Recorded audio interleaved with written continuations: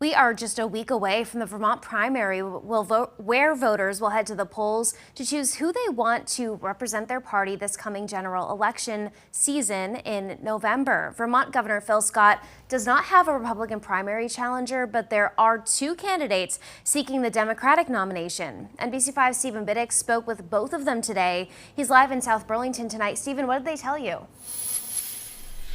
Yes, Liz, we're at Frederick H. Tuttle Middle School here, where voters will be next Tuesday voting in the primary. So Esther Charleston of Middlebury and Peter Duval of Underhill are the two candidates vying for the Democratic nomination. Charleston is most recently an educator and currently serves on her select board, while Duval has an environment first outlook and has also served in his own local government.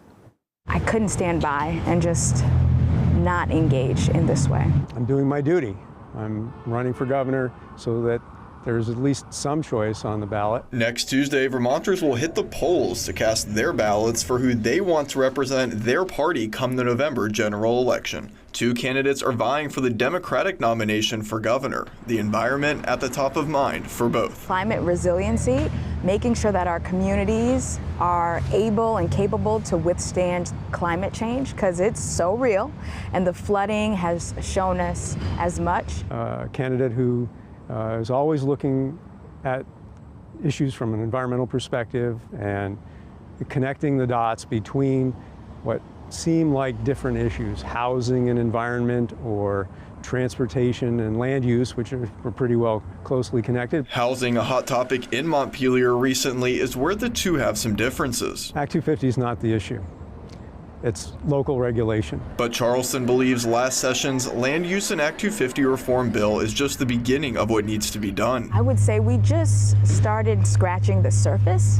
I think it is a great start, but it doesn't finish the job. When it comes to paying for public education, which led to a steep increase in property taxes for Vermonters, it's a key issue for Charleston. She believes the system needs to be changed and favors taxing the higher class more to help the working and middle classes. The 1% who want to be a part of this community and making sure that they're paying their fair share, because if they do, then the tax burden wouldn't be on the working class or the low to mid-income folks. While one of Duval's top priorities is closing energy plants he feels are only harming the environment. The urgent actions that I would like to propose are first, shutting down and retiring McNeil Generating Station.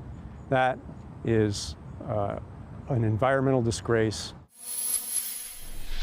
The winner of the Democratic primary will face Republican incumbent Phil Scott, who does not have a primary opponent, one progressive candidate, and three independent candidates who are already on to the general election. Tonight we're live in South Burlington. Stephen Biddick, NBC5 News.